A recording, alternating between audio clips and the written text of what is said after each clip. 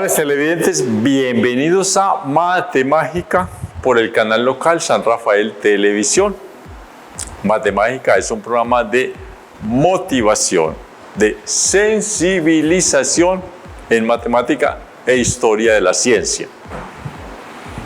Queremos llegar sobre todo a los jóvenes para que tengan un acercamiento más amable a la matemática y a la ciencia.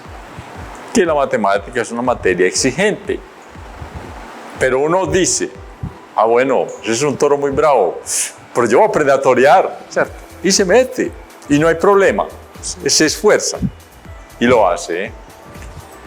Bien, entonces, este programa también está patrocinado, es producido por San Rafael Televisión, nuestro querido canal local, y es patrocinado por el Estadero Yacutur, en el kilómetro 6, en la vereda La Rápida.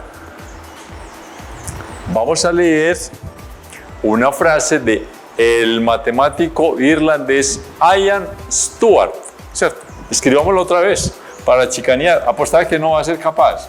Ian Stewart. Creo que es así. Creo.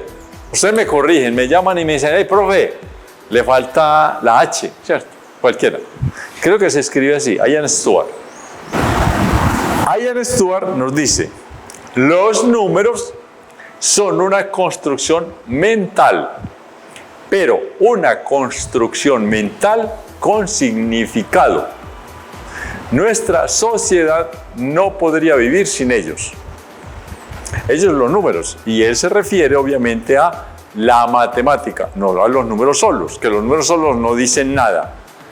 Y el hecho de que tengan significado dice que con ellos podemos interactuar en el entorno y modificarlo para nuestro bien. Y hay otros que lo modifican para el perjuicio de la gran cantidad de la humanidad y para beneficio de ellos. Eso también pasa. Y ojalá no pasara, ¿cierto? Qué pereza que otros locos estén haciendo lo que quieran con el entorno de uno. Pero si es la sociedad humana, vamos a ver cómo la mejoramos. Bien, habíamos quedado en la clase anterior en el tema del logaritmación. Logaritmo, ¿cierto? Logaritmación. Aquí hay una I, logaritmación. Es el proceso de sacar el logaritmo. Y dijimos que el logaritmo es el índice. Este es el que tenemos que buscar. Base. La base elevada al exponente es igual a P. De ahí arrancamos.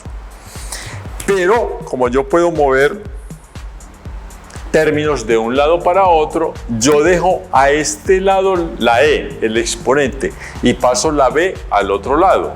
Entonces me queda ya una operación nueva que me dice que para hallar el exponente, la E, yo debo trabajar con lo que conozco, que es la base y la potencia. Y relacionando la base y la potencia, yo hallo el logaritmo. Entonces depende de la base, ¿cierto? Entonces habíamos puesto un ejemplo. Si yo tengo 3 como base y la E que no la conozco, pero tengo al otro lado la potencia que sí la conozco, que habíamos dicho que en este caso podría ser el 81, de acuerdo con esta base yo tengo un exponente. Y vamos a hacer un ensayito enseguida. No lo haría muy bien porque no me lo sé, pero vamos a jugar con estos mismos. De acuerdo con la base 3, para que me dé 81, este exponente tiene que ser 4. ¿Listo?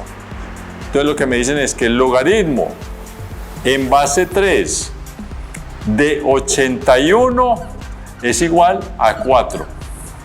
Vamos a hacer una cosa sencilla. Vamos a jugar, y ahí sí necesito la colaboración de nuestro querido camarada Santiago, para decir, y solo vamos a cambiar una cosa. Vamos a cambiar la base. La base habíamos dicho que era 3. Vamos ahora a decir que la base es 4. Y el exponente y la potencia va a ser 81.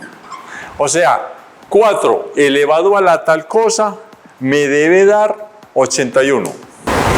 Entonces vamos a hacerlo, y esto, como es un ejercicio, no es tan fácil.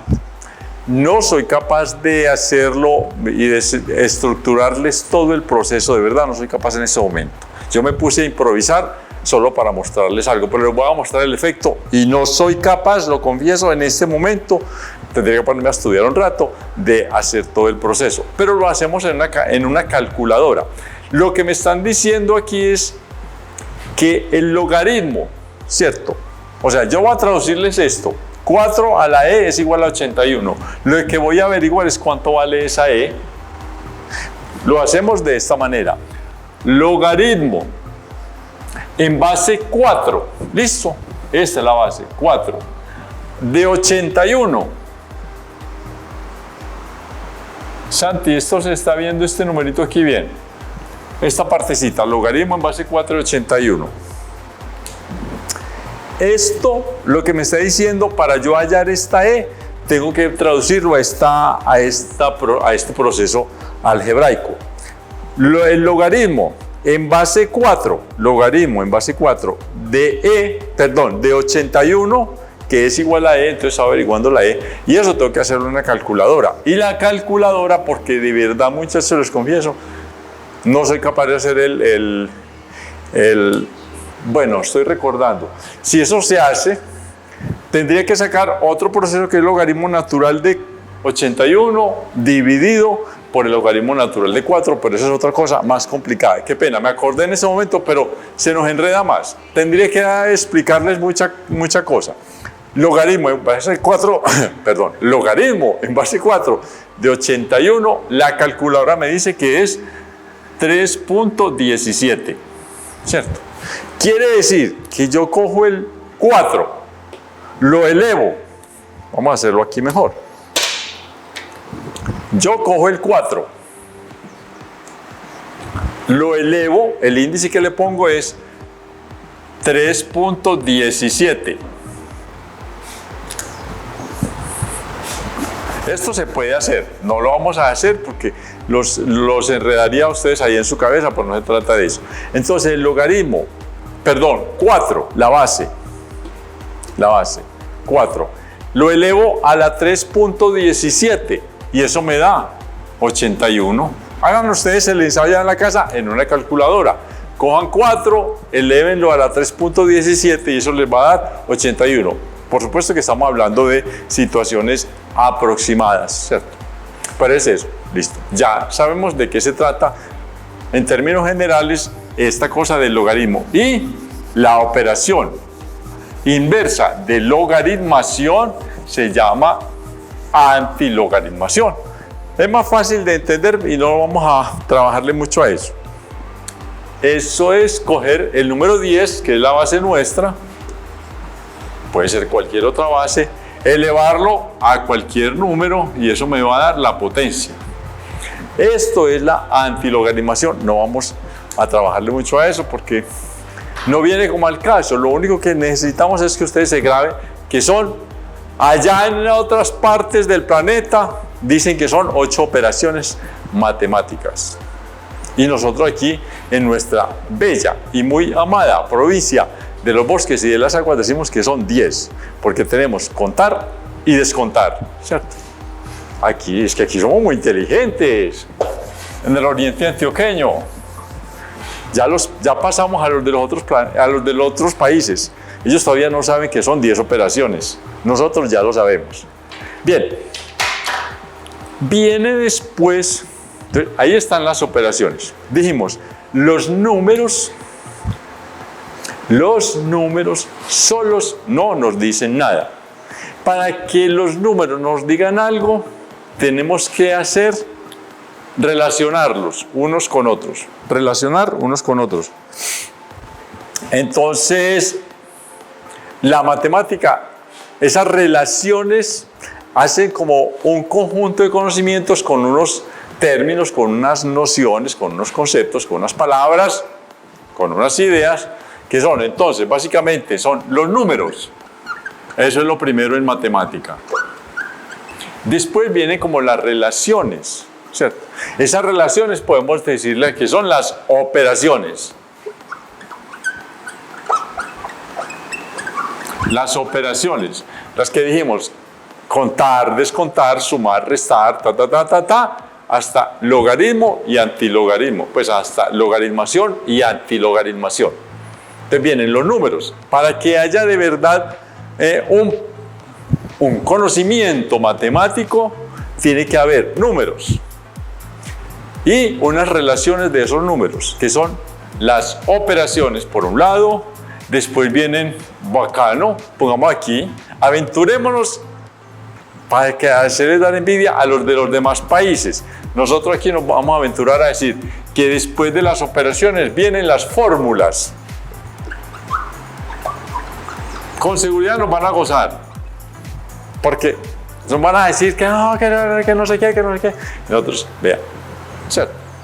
Ahora, las fórmulas, sí, las fórmulas. Es que el problema de las fórmulas es que no son como digamos, matemática pura. No sé si me entiendan esto.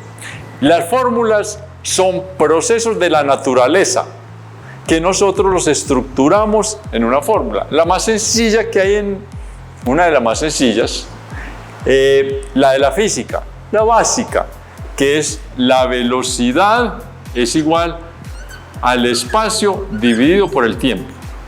La velocidad es, entonces, para calcular la velocidad de un carro es saber cuántos kilómetros hay de aquí a Guatapé. ¿Cuántos kilómetros hay? Y cuánto tiempo se demoró para atravesar esos kilómetros. Atravesarlos no, para seguirlos, para continuarlos, ¿cierto? Eso nos da la velocidad de ese carro. Entonces, la velocidad de una moto son distintas. Todos van a ir a Guatapé, pero todos van a ir a distintas velocidades. El espacio siempre va a ser el mismo. Lo que va a variar es el tiempo en cuánto llegan, ¿cierto? Los que nos vamos a pie, los que se van en carro, los que se van en jumbo, ¿cierto?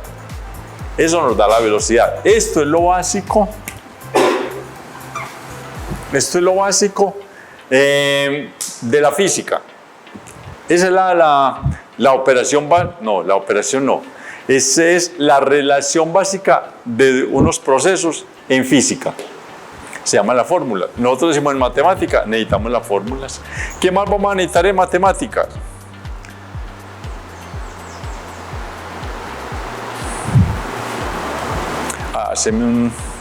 Haceme un break ahí, porfa, Santi, que perdí así.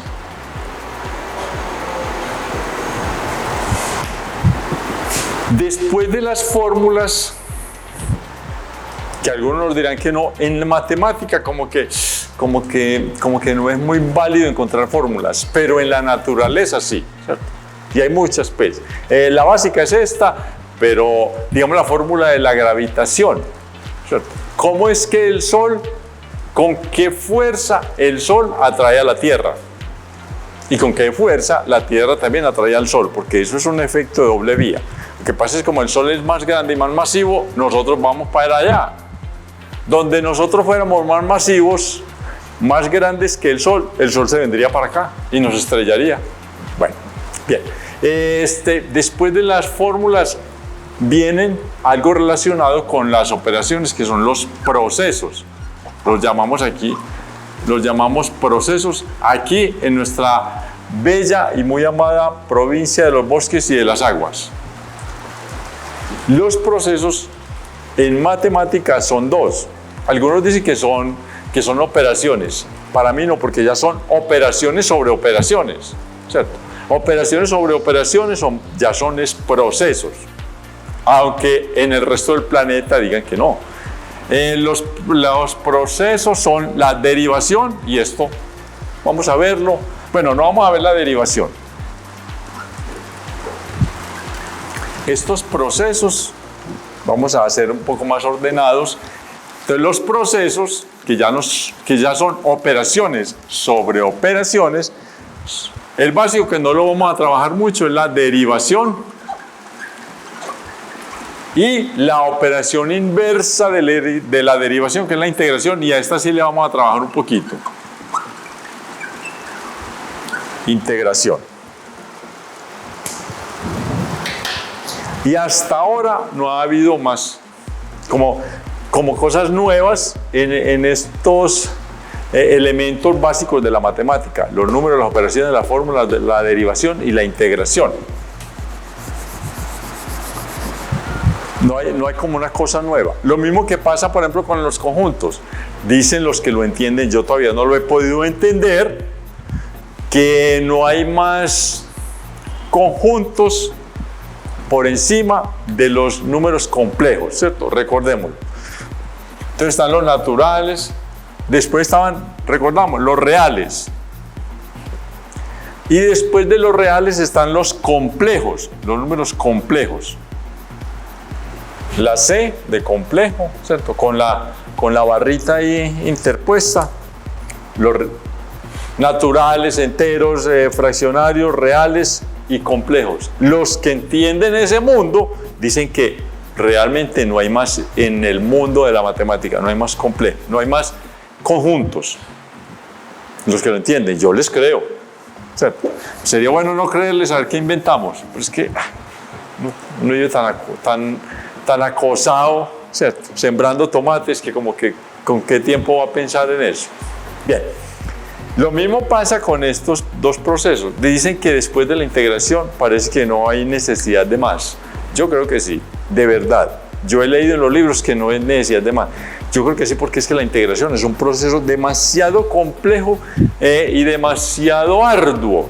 Yo creo que en la matemática, en el mundo de la matemática, habrá algo que nos abrevie la integración, digo yo. O sea, algún día encontrarán los buenos matemáticos, no los malitos como yo, un proceso que nos abrevie esto de integrar, porque eso es una cosa complicadísima.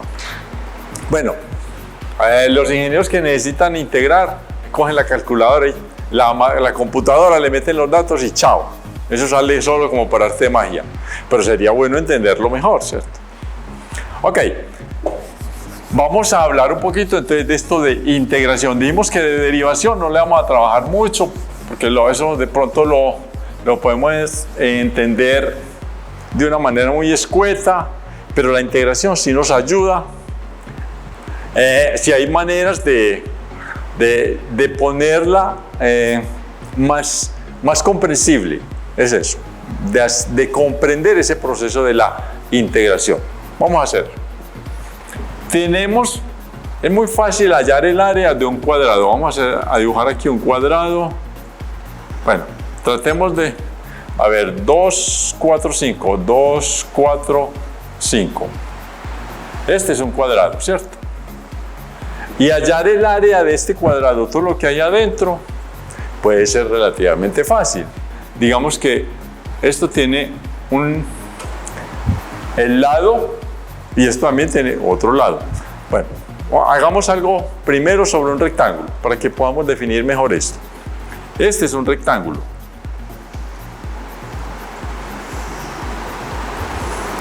Tiene un lado más largo que otro. Dos lados son más largos que los otros dos. Este se llama base y este se llama la altura, porque tienen diferentes medidas, y multiplicamos la base por la altura y nos da el área en metros cuadrados, en unidades cuadradas, centímetros cuadrados, si es una cartulina o si esto representa algo más como decir un lote para hacer una casa, entonces ya sería en metros cuadrados, en fin. Pero yo puedo tener algo que tenga los lados iguales, que la base sea igual a la altura. Entonces ya no lo llamo base y altura, sino que de una vez simplifico, digo el lado, y digo que esto es lado, el área sería, lado por lado. Voy a expresarlo mejor porque me quedó muy feito. Lado por lado.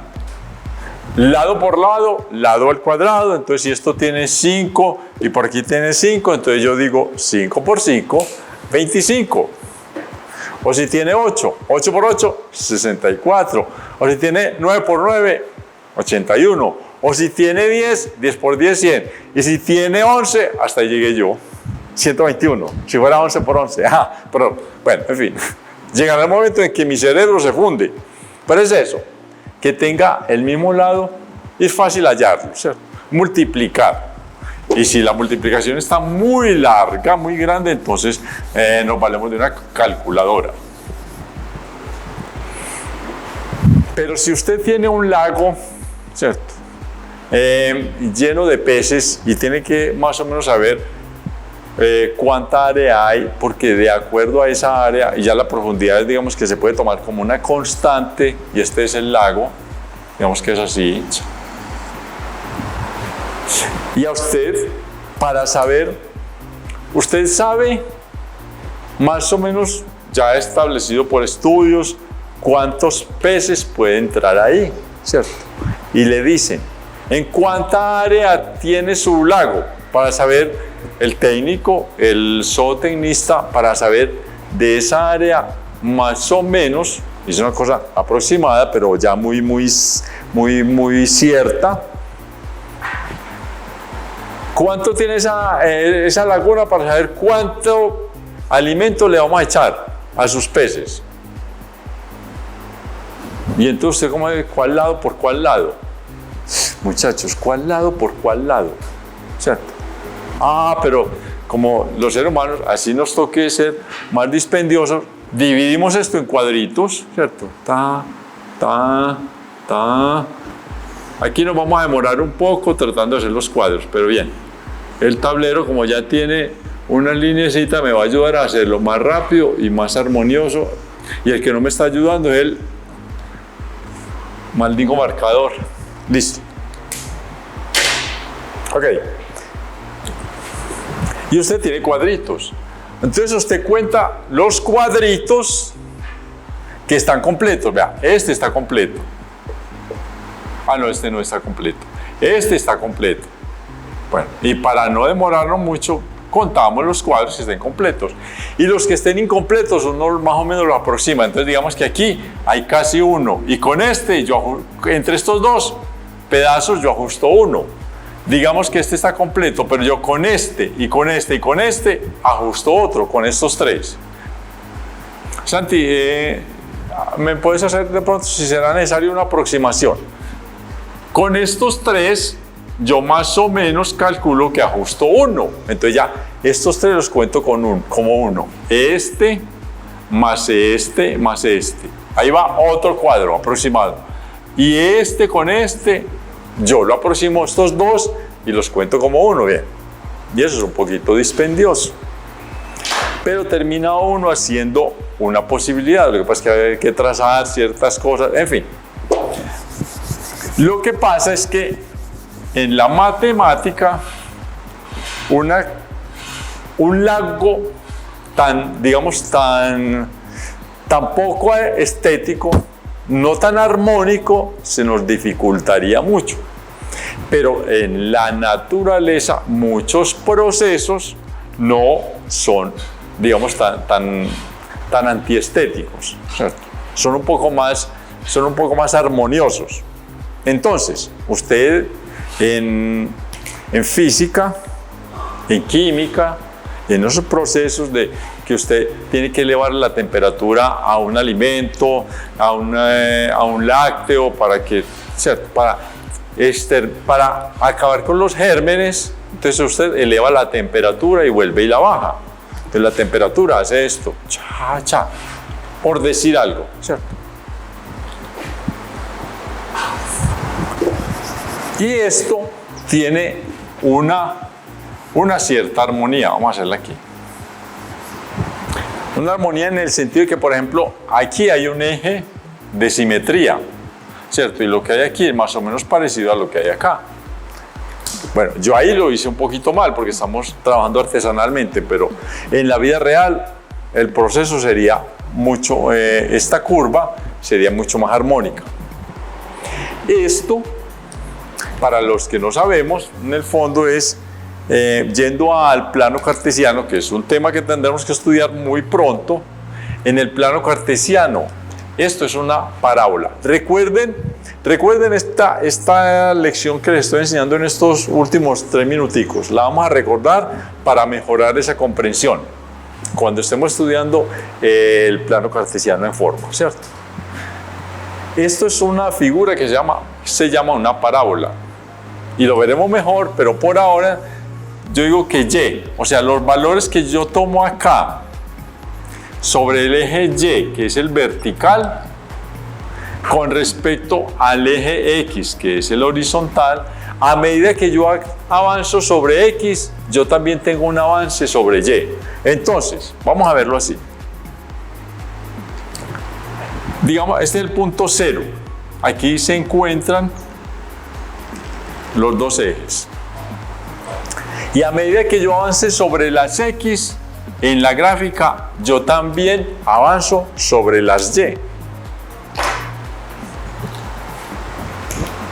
En la gráfica, o sea, sobre la curvita, ¿cierto? No, por ahora esta parte no nos va a interesar, nos interesa la curvita. Por decir algo, yo en X estoy por acá, en X, una vertical aquí, ¿cierto? 1 la X. He avanzado sobre las X de aquí hasta aquí, pero sobre las Y, mire que yo avancé hasta aquí, ¿cierto? Este es el valor de las X acá. Mire que yo también puedo ir para mostrar como cierta otro ejemplo de lo que se puede hacer ahí para que entendamos qué es la gráfica. La gráfica es esta curva, ¿sí? Este es el eje Y cuando yo camino sobre Y, también camino sobre X. Y lo que me quieren decir es que X está elevada al cuadrado. O sea, es X por X. En un poco tiempo veremos mejor esto cuando estemos en el plano cartesiano, porque por ahora lo que les quiero decir es la parte de la integración. Miren que yo, por ejemplo, aquí en este punto de la curva, yo estoy con un valor en X. Aquí está el 0 y hacia acá yo estoy avanzando negativo en las X. Menos 1, menos 2, menos 3, menos 4. Por decir algo que yo estoy aquí, bueno, no vamos a decir nada. Pero mire, aquí avancé sobre las X y aquí avancé sobre las Y. Yo aquí tengo un valor en este puntico verde y en este puntico verde yo tengo otro valor. No nos interese por ahora lo de los puntos, solamente quería ya como que nos ubicáramos. Pero esta curva puede tener un área. Como es más armoniosa en la matemática, me permite a mí las cosas más armónicas son más fáciles de calcular y de trabajar. Entonces yo también puedo hacer el truquito que veníamos diciendo que se hace de coger esta curva que está trazada sobre el plano cartesiano XY y llenarla de cuadritos. Entonces yo vuelvo y lleno cuadros, cuadros, cuadros, cuadros, cuadros, cuadros. Y los que no están completos, ese proceso de integración, solo el proceso de integración. O sea, yo no tengo que ponerme a calcular nada ni a contar cuadritos. La integración ya es un proceso tan bien estudiado, llevamos como 1700, finales de 1700, 1800, 1900, llevamos como 250 siglos ya, perdón, 250 siglos no, 250 años, más o menos, 2 siglos y medio, vienen los matemáticos estudiando estas cosas, entonces ya está muy elaborado. Y esta curva que yo les mostré acá, que se llama parábola, vamos a escribirlo, como lo que se enseña en la religión católica, ¿cierto? Las parábolas de nuestro Señor Jesucristo, que eran otra cosa, pero otra noción, otro concepto, pero es la misma palabra, la parábola de Jesucristo. Y la parábola es esto en geometría. Y la integración me permite a mí, entonces ella solita, el proceso de integración solo, es capaz de calcularme cuánto pedacito de cuadro tengo aquí, cuánto pedacito de cuadro tengo aquí, cuánto pedacito de cuadro tengo aquí. Y ella me los cuenta, la integración me los cuenta, me los junta, me los suma. Integrar es eso, sumar. Y me dice, vea, esta área que hay aquí, debajo de esta curva, entre la curva, tiene, por decir algo, 30 centímetros cuadrados. Eso es lo que vale esa operación. Ya, veníamos diciendo que cuando yo elevo la temperatura en una fábrica de lácteos, yo tengo que hervir la leche para acabar con los gérmenes.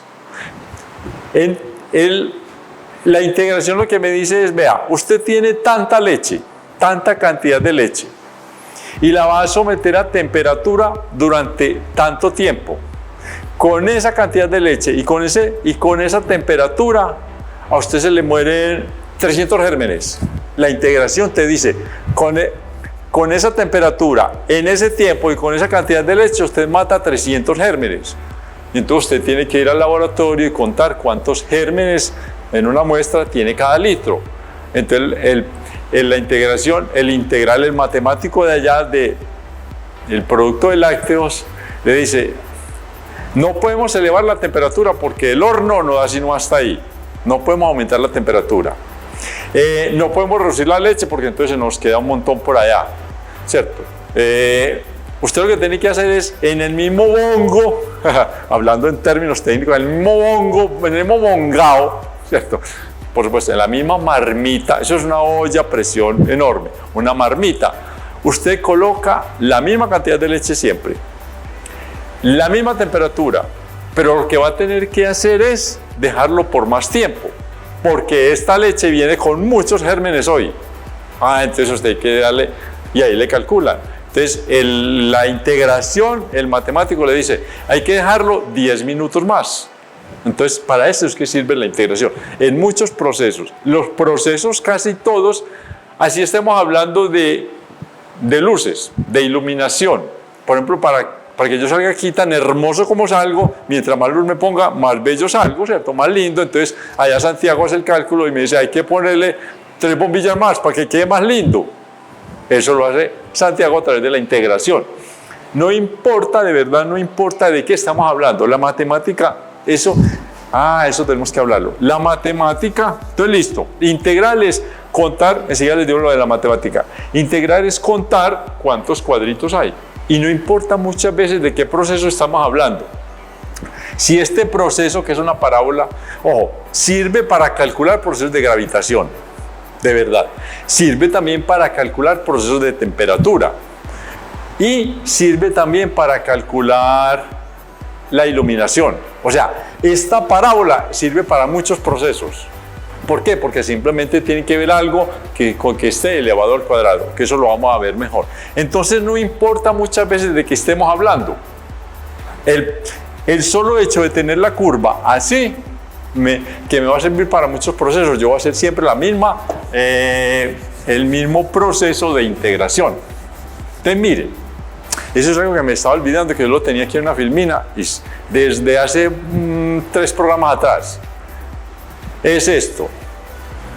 Mire, les dije, con esta, lo importante es que yo una cantidad me quede elevada al cuadrado para que me dé una parábola. Y no me importa de qué estoy hablando. Si es la gravitación universal, ahí hay unas variables elevadas al cuadrado. Si estamos hablando de la iluminación, o sea, de verdad, eso de que yo salga bonito o no, pues yo siempre soy bonito, eso no me preocupa. Pero si para que la imagen mía salga bien iluminada y no quede como borrosa, como oscura, hay que poner una cantidad de luces específica, ¿cierto? Eso se calcula también a través de una fórmula que tiene unas variables, unas x elevadas al cuadrado.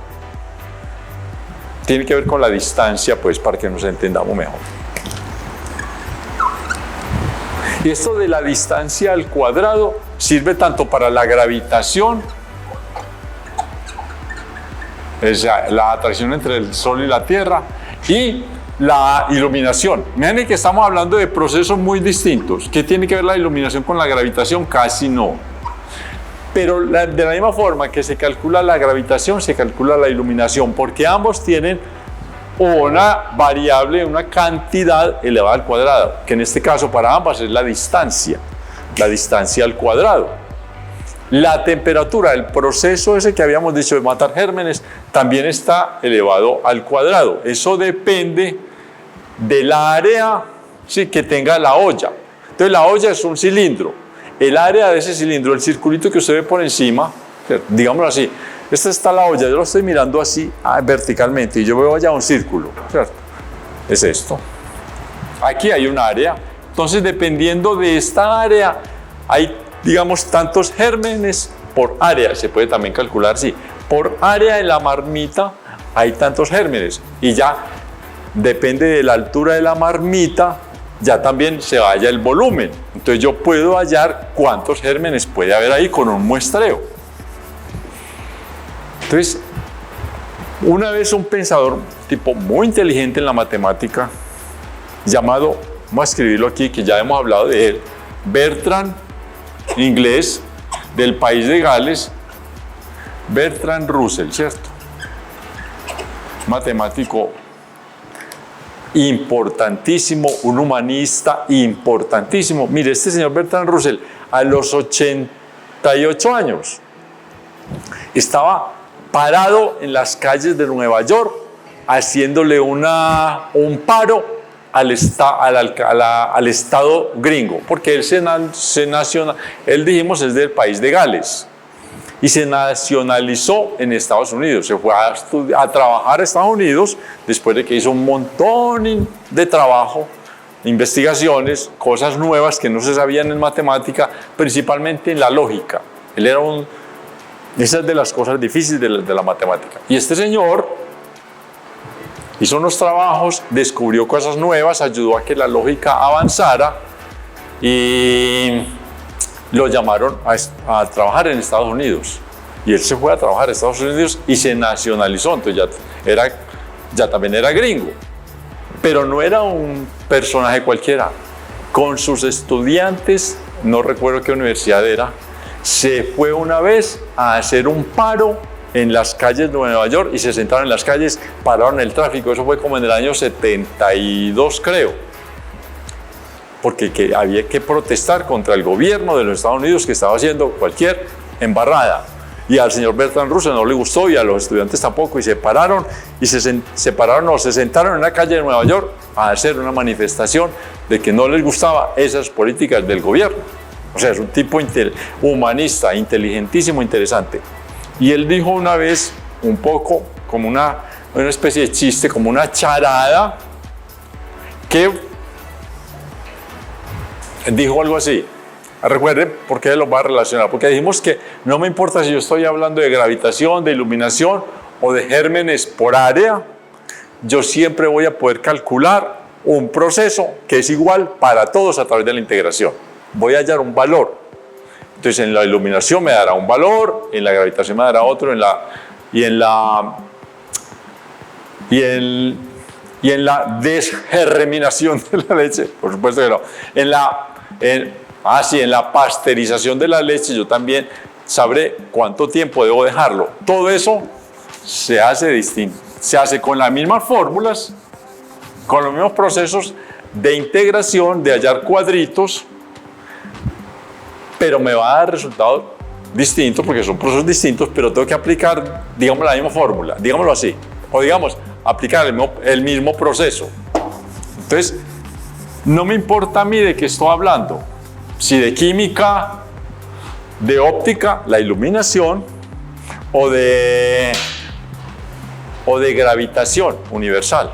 No me importa de qué esté hablando, aplico el mismo proceso. Por eso es que Bertrand Russell una vez dijo, un matemático es un profesional que nunca sabe de qué está hablando, pero habla. Nunca sabe de qué está hablando. O sea, a él no le importa si está hablando de los gérmenes que hay en la leche, de la iluminación que necesita Oscar Giraldo para salir más lindo, o de la gravitación universal que necesitamos para que el sol no nos trague. No me importa de qué está hablando. Bertrand Russell lo dijo así. Un matemático es un profesional que habla sin saber lo que está diciendo, pero lo dice. O sea, es en abstracto, ¿cierto? La matemática es eso, es abstracto.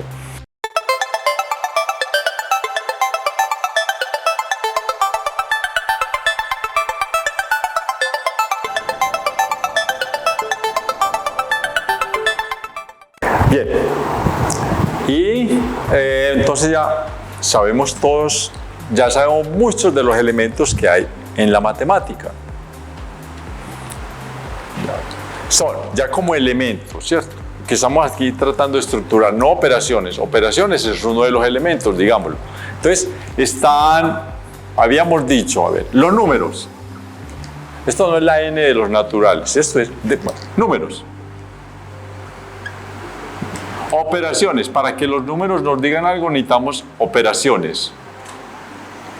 Y muchas de esas operaciones me permiten a mí establecer porque siempre digamos son las mismas operaciones, me permite a mí establecer las fórmulas, que ya las fórmulas son sobre procesos naturales. Por ejemplo, uno diría en estadística, cuando le dicen que la media aritmética o el promedio, eso lo veremos más adelante, que el promedio es igual a la suma de los datos dividido por la cantidad de datos.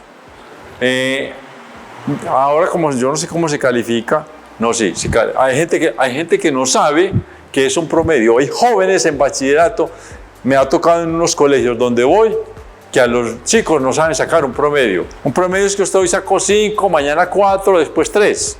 Vamos a decir esos 3. Entonces, quieren saber el promedio. Es esas notas, 3 más 4 más 5. ¿Cuánto suma 3 más 4 más 5? 12. ¿Sí o no? Sí, de verdad. 3 más 4 más 5 suma 12. ¿Cuántos datos sacó? O sea, ¿cuántas calificaciones? ¿Cuántos exámenes le hicieron? 3. Entonces, coge ese 12, que fue lo que sumó, y lo divide por 3, que fueron los exámenes que le hizo. Y 12 dividido 3 le da 4. Usted en promedio sacó 4. Eso es un promedio. Hay estudiantes que no saben hacer eso. Eso es increíble. Hay colegios donde no enseñan eso. Listo, esa es una de las fórmulas. La media aritmética o el promedio, que se escribe así, ¿cierto? Es igual a la suma de los datos, sobre la cantidad de datos. Listo. Pero miren que esto no es una fórmula matemática, esto es una fórmula de la estadística. Entonces, como que fórmulas matemáticas casi no hay. Hay fórmulas que descubre la matemática, pero que se hacen en algún proceso natural. Eso es. Las fórmulas casi, es que yo creo que no hay fórmulas matemáticas, pues que sean solas estrictamente matemáticas, no, siempre están reflejadas sobre un proceso que haya, que no le compete, que lo busca la matemática, pero que se sale de la sola matemática. Vamos a ver que si hay fórmulas matemáticas, pero es en otro campo. Entonces están las fórmulas y después de las fórmulas, dijimos nosotros, están los procesos. Nos aventuramos nosotros acá en la provincia de los bosques y de las aguas, que somos diferentes al resto del planeta, porque somos de lo mejorcito que hay en el mundo. Entonces nos aventuramos a decir, hey muchachos, otro elemento es para que lo pensemos, otro elemento que hay en la matemática.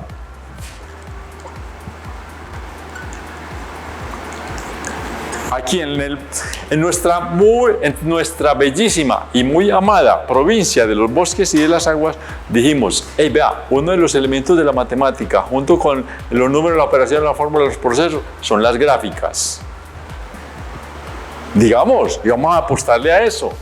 ¿Qué es una gráfica? Entonces lo que dijimos, el plano cartesiano, y ahora vimos una parábola y la vimos así hacia abajo.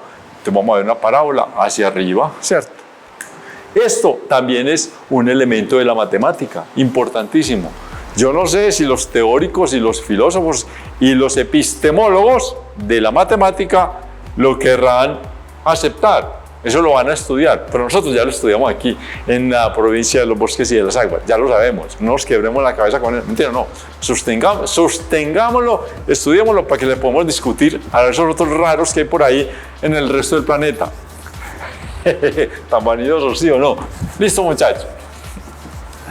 Después de este asunto, y tal vez ya no nos vaya a quedar tiempo, viene números, ¿cierto? Números, operaciones, fórmulas, procesos, gráficas. Viene un aparato enorme. Pues eso no es un aparato, pero sí, digámoslo, el esqueleto, que se llama la lógica. Que algunos dicen lógica matemática, ¿cierto? digamos simplemente lógica. Eso, ahí sí son procesos y ahí encontramos fórmulas. Lo vamos a ver. Tal vez no nos quede demasiado tiempo para adentrar en eso, pero lo dejamos y lo continuamos en nuestro próximo programa. La lógica empieza justo cuando usted cuenta. La operación básica de la matemática, es contar o descontar, que son inversas. Pero las operaciones no son tan inversas como se dice. Las operaciones, a pesar de que son inversas, la suma con la resta tienen muchas cosas en común. No son tan inversas del todo. Entonces, en el conteo, cuando usted empieza a contar, usted ya está metiendo la lógica sin darse cuenta. Eso se vino a mejorar fue cuando les digo, pues antes, había empezado antes, pero se empezó a organizar bien con Bertrand Russell, que lo acabamos de ver. Bertrand Russell es el que mejoró una gran cantidad de conocimientos que traían de la lógica, pero que no llegaban a fondo, y él fue el que nos ayudó a diseñarla. Entonces la lógica, cuando usted empieza a contar, la lógica empieza justo cuando usted empieza la matemática a contar. Lo que pasa es que no la vemos, pero ¿por qué? Porque usted tiene que, aparear un conjunto que son elementos físicos. Ahí, bueno, de pronto no tan físicos, pero la mayoría. Entonces vamos a contar los estudiantes del colegio el IDEM de San Rafael. Bueno, ya se llama de otra manera. A mí me tocó, en la época histórica se llamaba IDEM, ya eso no se llama así, listo, pero me quedé con esa idea. Listo. Entonces, ¿cuántos estudiantes son? Usted tiene que tener aquí los estudiantes. Como yo soy un experto en dibujar, ¿cierto? Aquí están los estudiantes, muchos estudiantes, todos los estudiantes los repetimos a través de un proceso de informática, ¿cierto? Muchos, no sé qué, y no sé cuántos hay ahí, estudiantes. Y usted tiene aquí a otro lado los números, el conjunto de los estudiantes y el conjunto de los números, usted los tiene que relacionar uno con otro. Ahí empezó también la lógica. Y sobre eso con respecto a la lógica, nos vamos a poner a trabajar la otra semana. Amables televidentes, les presento la lógica, que empieza justo cuando usted empieza a contar.